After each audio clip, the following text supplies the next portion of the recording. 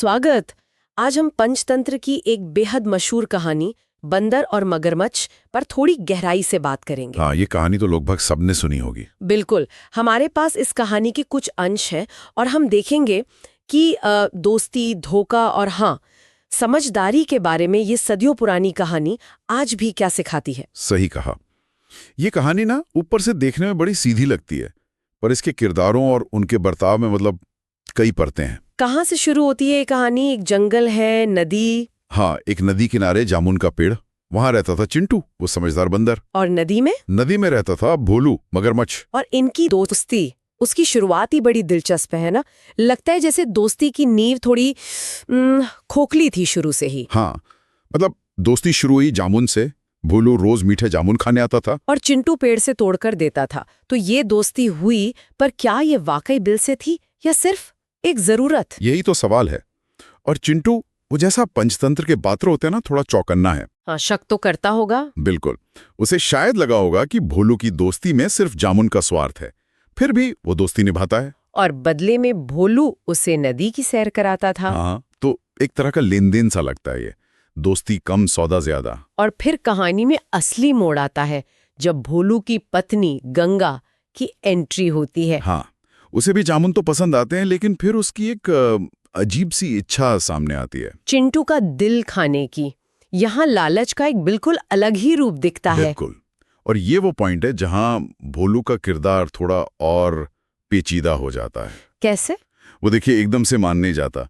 वो अपनी दोस्ती की दुहाई देता है, हिचकिचाता है। अच्छा, तो उसमें थोड़ी वफादारी थी शायद। हाँ, लेकिन पत्नी का दबाव और हो सकता है मन में कहीं छुपा हुआ लालच भी हो, उसके आगे वो हार मान लेता है।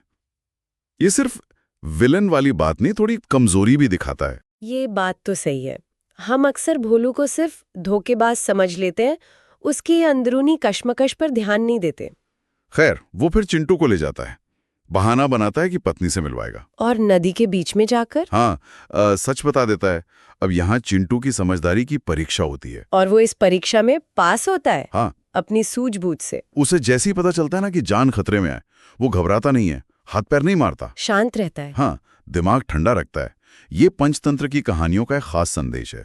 वो तुरंत एक कहानी गढ़ लेता है। हाँ, वो कमाल की तरकीब। कहता है, अरे दोस्त दिल, वो तुम्हें पेड़ पर ही छुड़ाया हूँ, जामुनों के साथ रखता हूँ ताकि मीठा रहे। कितनी अजीब बात है ना।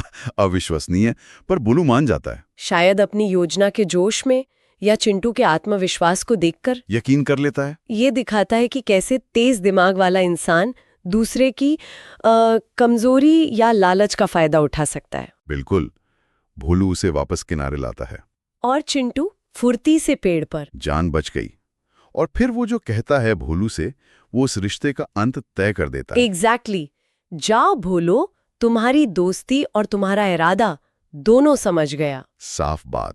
यहाँ कहानी बिल्कुल क्लियर कर देती है कि धोखा मिलने के बाद क्या होता है। बाद में जब भोलू माफी मांगता भी है, चिंटू मना कर देता है। क्या ये कठोरता है या समझदारी? पंचतंत्र के नजरिए से देखें तो ये समझदारी है। कहानी यही सिखाती है कि जिस रिश्ते की बुनियाद धोखे पर रखी गई हो या जिसमें एक बार धोखा आ जाए, उस पर दोबारा भरोसा करना मुश्किल है या शायद मूर्खता। हाँ, मूर्खता है। चिंटू ने सबक सीख लिया। एक बार का धोखा रिश्ते को हमेशा के लिए बदल देता है। तो इस पूरी कहानी से जो बातें निकल कर आती हैं, पहली, दोस्ती में परख जरूरी है। बिल्कुल। दूसरी, लालच इंसान को कमजोर और अंधा बना सकता है। और सबसे बढ़कर, मुश्किल हालात में चतुराई और शांत दिमाग, वही सबसे बड़ा हथियार है। सही कहा। और ये बातें सिर्फ बच्चों के लिए नहीं है ना? नहीं, बिल्कुल नहीं। आज के जमाने में भी ये उतनी ही सच है। किसके साथ जुड़ना है, किसकी बातों पर यकीन करना है, कब किस रिश्ते से दूरी बना लेनी है, ये फैसले तो हमें रोज लेने पड़ते हैं। हाँ, पंचतंत्र असल में कहानियों के जरिए जीवन जीने की कला सिखाता है। बिल्कुल। तो श्रोताओं के लिए एक सवाल छोड़ जाते हैं आखिर में। हाँ, चिंटू ने अपनी चतुराई से खुद को बचा लिया, भोलू हार गया, पर क्या असल जिंदगी में धोखेबाज हमेशा हारते हैं और अपनी गलती से सीखते हैं, या वो बस अगले शिकार के लिए और ज्यादा चालाक तरीके ढूंढते रहते हैं? हाँ, इस पर सोचिएगा जरूर।